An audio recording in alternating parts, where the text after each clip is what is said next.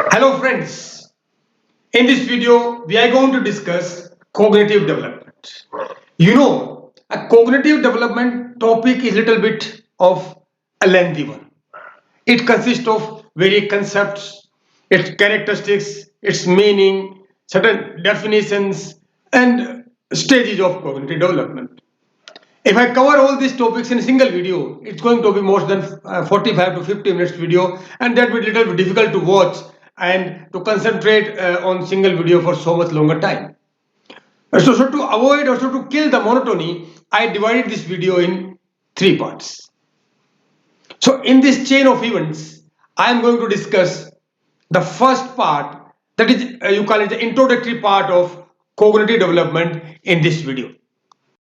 So, dear friends, this video as a whole contains introduction to cognition. What cognition means? What are its characteristics? And dear friends, it's a little bit difficult for the students to understand the concept of cognition. So my video is revolve around this part only. So let us go for the meaning of cognition. Cognition is the mental action or process of acquiring knowledge and understanding through thought, experience, and the senses. This bit a typical definition given by the Oxford Dictionary. If I want to understand it in a larger context or simple words, I say all those activities which keeps on moving inside your brain or your mental processes. Suppose you are thinking something, you are perceiving something, or you are indulged in some problem solving, or you are meditating somewhere, or there is some attention, or you have stored some beautiful memories, your first date. These all things comes under the scope of cognition. In other words, you call it, it is some total of intellectual functions and processes. What are the intellectual functions keeps going on in our brain? It's a total of that, which I already discussed. Your problem solving techniques, your reasoning, you compute something. Someone asks you what is the 20 square of 25. If you compute it is 625, the process which is going inside you, that is a cognition. It's intellectual function. You have to decide various things. At every step of life, you get various options and you have to choose one. The process of choosing, deciding, or the way I am speaking, I am producing language, these are all the parts and there are components of cognition. This means these all, when combined together, they form a word or a concept. We call it as a cognition. However, cognition is a abstract word. It's not a concrete, but all those processes in today's digital world, if we compare the cognition, it is simply similar to the software. You cannot see the software, but there is a production, there is an output by virtue of input. Similar is the case with your brain. So you cannot see what process is going on, but neither you can perceive that. But there is a process going on always. That is a cognition. It can be conscious as well as unconscious, as well as it can be concrete or abstract. Cognition as a word is abstract phenomena, but it can be concrete as well. It can be intuitive. That is, you are knowing something knowledge, you have some knowledge of your language, some knowledge of your yourself, or some knowledge of your writing skills, or some creativity you have. Intuitive and conceptual means you know something about some categories, some classification of objects. Suppose I call it a furniture. A chair is also comes under furniture. A wooden stool or a wooden table is also furniture, and you call it a steel almirah or a cupboard is also furniture. So that is a concept. That is a model. What are the processes it involves? There are certain cognitive processes which keeps on going on in our brain. These processes are your memory, your association. You associate words, associate concepts, associate prototypes and templates and everything else.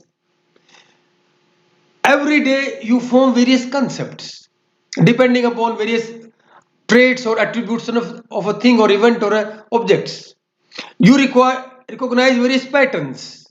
You learn language, new words, your attention, your perception, and problem solving and mental imagery. These are all cognitive processes. It is said by the Korean at all in 1999 or best 99. These cognitive processes always keep moving inside your brain, or we call it the mind. Dear friends, these cognitive processes, which I discussed earlier, are part and parcel of cognition, and they have four major characteristics. The cognitive processes, which I discussed in the previous slide, you can see again once again, such as the memory, your association, concept formation, pattern recognition, language attention, everything else, etc., etc. These are cognitive processes. These processes have four major characteristics. Abstractions. So major thing which involved in cognition is abstraction. If you see an object, anything, an event, or hear anything else from senses, you got an information. These are all abstract ideas, abstract concepts just coming to your brain. So it's very important that cognitive processes are abstraction. Then perception.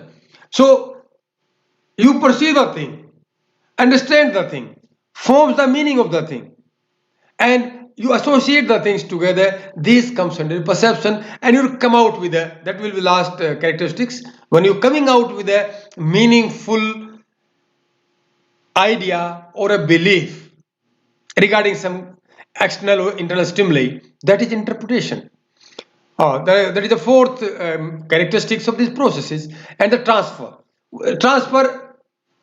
you take an example of transfer of learning. You learned the driving two-wheeler of a certain type. But when there is again we have a two-wheeler of other brand or other company which have different things.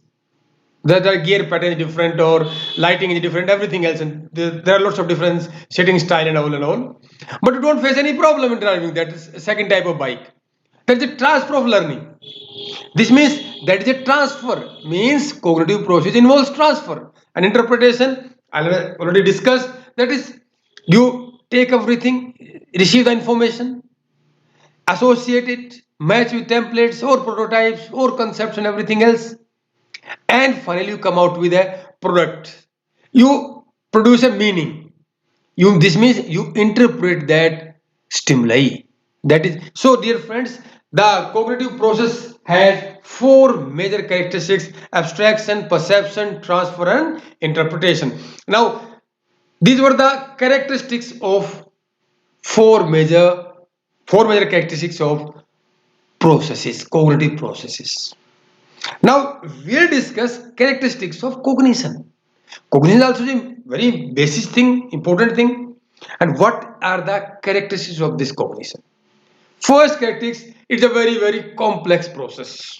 It's a very difficult and very complex. It takes a lot of time, energy, and you say technology interventions to understand the cognition. Cognition is a permanently learned ability. Means if you learn something and you retain it for a longer period in long-term memory for forever as far as you live. This means that is a basic characteristics of cognition. Third is it involves perceptual phenomena that I already discussed. You perceive the things, for these objects, events, or everything else, and that is a perceptual. Symbols and abstractions are used in cognition. It's a very important point. Dear friends, what are the symbols we use? Suppose the words you are seeing on this video. See, this is C or O or G, N. What actually these? We call it alphabets. But dear friends, these are alphabets. Later, first, they are some symbols. They are representing symbolically something which we have given a particular name. So if you draw something like that, we'll call it as a C. If you draw something like that, we'll call it as a X. So these are the symbols. It's a very crude definition of symbols I'm telling you. Suppose if I tell you food, immediately in your memory there are symbols of foods keep coming on you inside you. So that are symbols. Abstractions already I discussed. It has no you cannot concrete or you can pursue by these things. Abstractions means you can the things which are cannot be touched or seen or heard, that is all abstractions. So cognition always involves both the things, symbol and abstraction. And one more thing, cognition is a purely personal phenomena, dear friends. What I am pursuing right now is purely my property, my phenomena. I cannot share with you. If at all I am trying to share with you, I have to interpret that, I have to convert it through some actions into the physical actions or some words to convey what I am feeling. So, what you are feeling right now while seeing this video, I cannot perceive that. And what I am while talking to you or discussing with you the characteristics of cognition, what is the my feeling or my experience? It's a purely personal. I cannot share with you. I can try by using words, but fully it is almost impossible. So cognition is purely personal phenomena, and cognition leads to formation of a knowledge. Everything you perceive or there is some information coming to your brain, it forms certain types of knowledge. Then cognition is mental interaction with immediate environment. The environment can be your outer environment. How you interact with this mentally, what you think about that environment, how you deal with that environment, how you adjust with the environment, that is mentally, psychologically, that is your cognition. It involves processing of information received through senses. This is a simple thing. You have to remember this. Processing means there are certain ideas, beliefs, sounds, mental imagery, all coming to your brain and entering, coming through your senses and entering the brain. These everything they are getting processed. This means they are being tortured, you can call it in your words, or they are being converted into different meanings, they are being process, matching with the different concepts and templates and all in your brain. When these process is going on, this means cognition is going on. This means processing of information. We have already discussed you. Transfer is found in cognition. Then inspection of the individual's cognition is not feasible or not possible. What I am conceiving, what I am thinking about, what I am experiencing, no one can inspect that. So it's a almost impossible phenomenon. Though there are digital interventions through, we can only check what physical activities are going inside the brain. That can be checked through your fMRI, MRI, or ECG, or you can call it other forms of the CT scan and everything else. That what physical activities are going in your brain, that can be inspected at that also certain limit only. But what mental activities are going on, it is almost impossible. So dear friends, this was the introductory part of cognition. Sorry. Here are my references. You can cross refer them. And our next video will be cognitive development part 2. And thank you friends. Meet you soon. If you have or any critical comment, dear friends, you can write in my comment box in the YouTube, or you can email me at vermasujit@yahoo.com. But one thing, if you like this video or its contents, share your friends or with those who like to study psychology. Or most important thing is, dear friends, if you don't like it, kindly share with me. What thing you don't like it, my speaking style or anything else, please share with me. That is more important than sharing with your friends. So I'll be happy to receive your comments. By the time, dear friends, thank you, and we'll be meeting you soon in the next video.